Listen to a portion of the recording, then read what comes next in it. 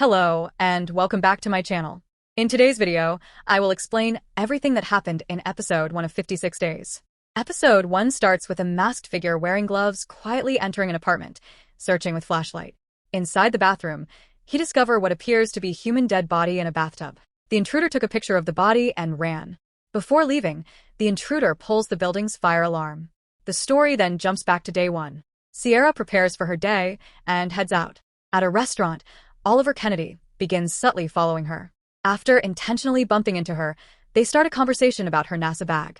Oliver invites her for coffee, and they discover their offices are close to each other. Sierra explains she recently moved to Boston for a tech support job, while Oliver says he relocated a couple of months earlier to work in architecture.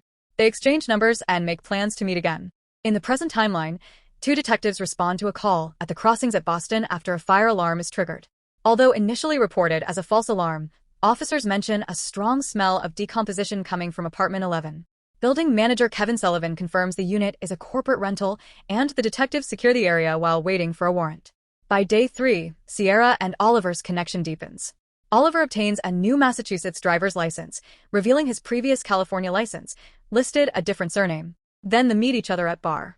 During drinks, Sierra tells about a childhood memory from a school trip to the Kennedy Space Center, describing the thrill and fear she felt during a shuttle exhibit.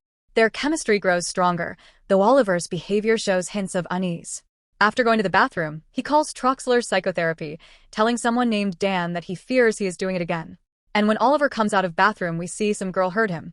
Their flirtation increases when Oliver ambushes Sierra outside, and they kiss before she leaves in an Uber.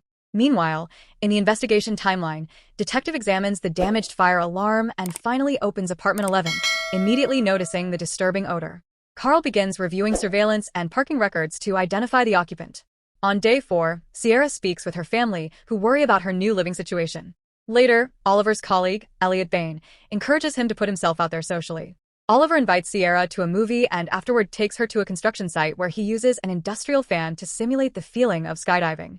The night ends with them returning to apartment 11 and sleeping together. Sierra notices a scar on Oliver's side, but he dismisses it as an old accident. His strange late-night behavior and anxious rambling hint that something is off.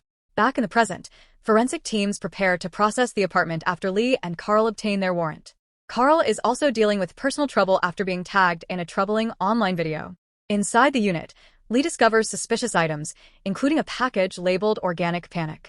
On day 5, a woman named Jane Miller confronts Sierra, warning her that Oliver is not who she thinks he is. Sierra brushes it off, but secretly photographs Jane and later reviews images of suspicious items in her notebook.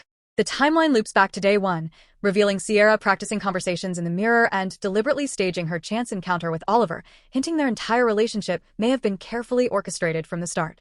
And with episode 1 ends. Please like and subscribe for more.